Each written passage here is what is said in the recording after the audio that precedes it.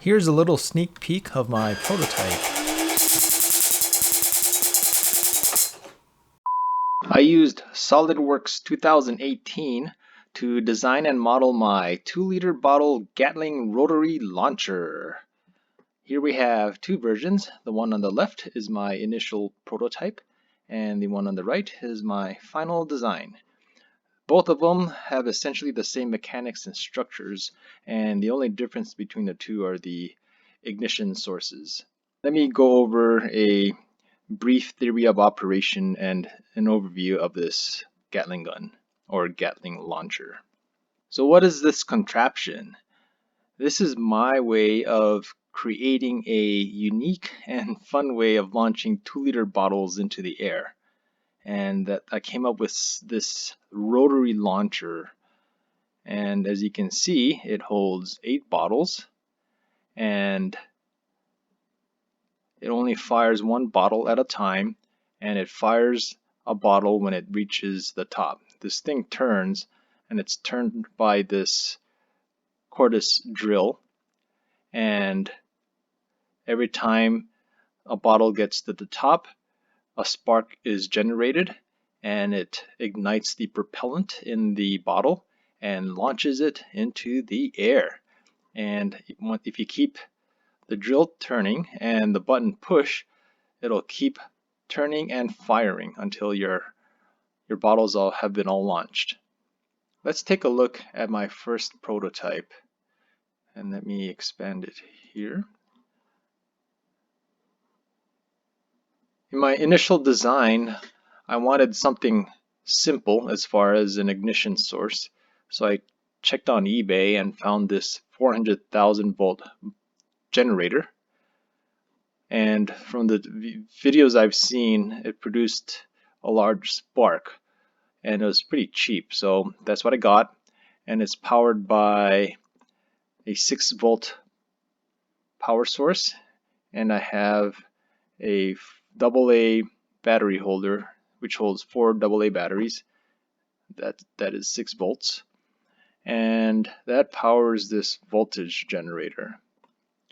And what I found out after some testing, the spark is big, but it doesn't have enough energy to actually ignite the propellant in the bottles. When I first tested it out, you could see the spark emitting from these probes, but it will not ignite the propellant. So basically most of the time they were duds. And that's where I came up with the second rendition. Let's take a look at that. So in this design, I changed the ignition source. I went old-fashioned and used the good old automotive ignition coil, which is powered by a relay and uses a 6S 22.2 volt LiPo battery. And since this LiPo battery has a higher voltage, I needed a DC to DC voltage regulator, which converted the 22.2 volts down to 12 volts. But in my case, I used 13 volts. And even though there are more components in this rendition, it is completely effective, and I love it. And it looks a lot cooler with the extra parts and also the wiring. And you'll see the real McCoys here shortly. But anyway, this is my final design. It's mostly made of parts around the house, such as scrap plywood and PVC pipes. And of course, I used my own power drill. And this 3D model was downloaded from GrabCAD. I did not model that, but I downloaded it because it has the exact same critical dimensions as my current cordless power drill.